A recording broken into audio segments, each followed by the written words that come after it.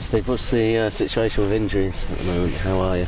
No, we're all okay, I think. Glenn trained there this morning. We'll see what he's like tomorrow. I think everyone is as fit as you would probably expect players to be at this stage of the season. You were still without Mertz, Harps? Yeah, Mertz got another little calf strain, so he's out for the season now, I would think, unless Lords is open at weekends. Who else did you mention? Chris Armstrong.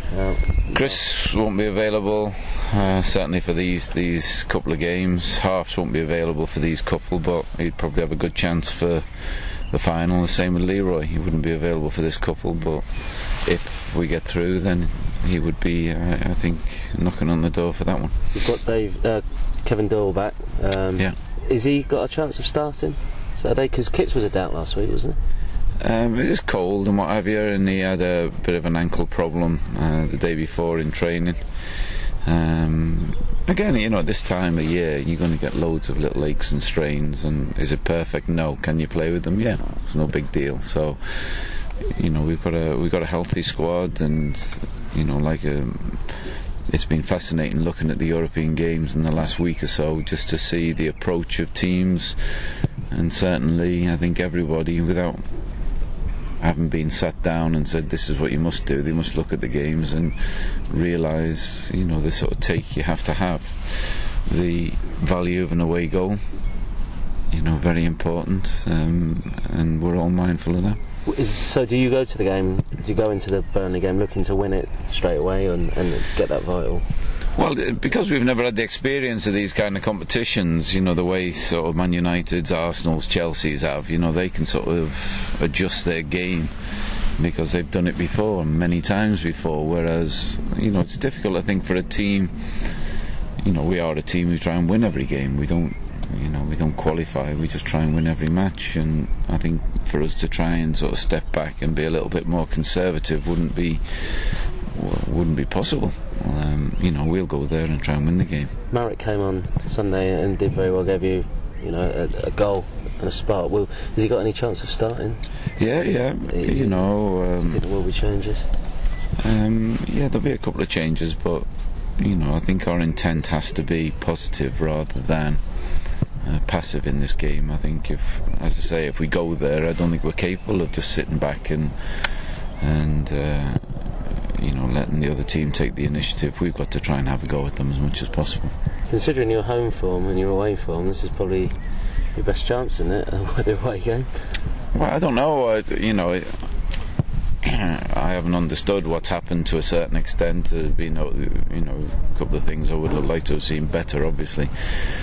But in terms of preparing the team, I think it's each game in isolation rather than home and away. As I say, if we'd have had vast European experience or been in playoffs before, then I think we could have had some experience of, we can be more cagey on occasion. Throughout this season we try and win games. That's possibly why we've lost a couple of. Looking back, we could probably say if we'd have been a little bit more conservative, we might have picked up another couple of points. But we always try and win matches. Is the mood changed in the last few days, considering after Sunday's disappointment? Yeah, Monday we came in, and I think everyone was thinking what might have been. Not just particularly the game on Sunday, but previous games. We all needed a little bit of time. Come in this morning, it's a total different mentality. The sharp, got an edge about them, and looking forward to the weekend. Burnley have been Cup Kings this season. I think they've played 58 games. Will that have a bearing in the fact that they have played so many games? And no, absolutely not. It's a week to recover from the last game. If you're playing 3 and 4 in a week and you're playing different number of games immediately before this game, then it would be a factor. But we both played the same recently, and sometimes a tight-knit squad can be more effective than a bigger squad, and the variety that can introduce. So out there, I think you lost 1-0, but it was a game that you should have won. Yeah, I watched it yesterday. We certainly could have won it, and we were very disappointed to have lost it. But similarly at home we won, and I think perhaps the scoreline might have flattered us a little bit because they had good opportunities and decent possession. So there's nothing to choose between the teams. You look at the league, and I don't think anyone's favourites. I think the betting will be fairly tight, and I think that will reflect the two squads of players. What's been your past experiences of the playoffs? Maybe not at other clubs as well. A couple of good ones, I think, at Palace, at Brentford. I lost in the final. I think that's it, really. Yeah, how do you sort of rate them as a brilliant? I think it's a great. I always, Joe Royal, who's my sort of great friend from management going back many years, his Oldham days, my Palace days. We had 100% opposite views. I always thought the playoffs were a great idea, prolonged the season for everybody, and made it really exciting. And Joe always thought, whoever came third would go in, should be promoted. It's enough of a test, 46 games. I still think the playoffs are great. I still think they are one of the best things that's happened in our football. If anything, I would make the playoffs even bigger, the same as rugby league playoffs. But what respect? More teams involved, so that everyone's playing even more. It was exciting at the end who was going to be in the playoffs, who was going to get promoted, and that could be extended a little bit more. How many teams would you have? I forget how the rugby league works, but in the first round the higher teams get a sort of bye, so I would think sort of 3 and 4 get byes into the semi-final, 4, 5, 6 and 7, whatever it is, so 5, 6, 7 and 8, then play off for the right to play 3 and 4. Because you just got home advantage, which isn't much of an advantage at the moment, is it? No, it's not. I'm not stupid. I'm not going to say it's an advantage on the face of it.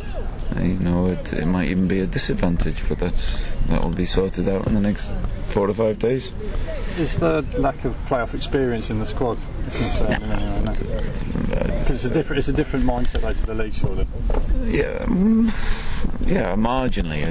It is only marginal, I think. But I don't think there's any mindset other than let's try and win the game. If that's a problem, it's going to come from me rather than any qualified attitude or approach from the players. The best way, I think, of getting through any kind of playoff situation is trying to win both games. Steve, I guess maybe the key to the playoffs is just forgetting what's gone before. When you look at your patchy form since January, you've got to forget about all that, haven't you? The key to the playoffs is playing well. You need to play well.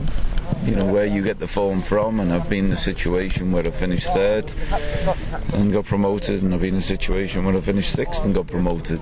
You need, for a very limited time, to get the best out of your squad of players. As you say, so rightly say, forget about what's happened in the previous 46 games, and that's all about looking forward, and that's all we'll be doing. Look at the 3 teams that have gone down. They're all in the Premier League quite recently, weren't they? Not going straight back up soon has been almost fatal to them, hasn't it? Yeah, you'd have to say that. I think the one thing you could never criticise about Reading is that they overcommit to achieve anything. Everything we've been done has been well within our budget. We made millions this year transfers, millions probably last year from transfers. So I don't think there's any way that we will risk the club's very existence and its future just to try and have one season in the sun.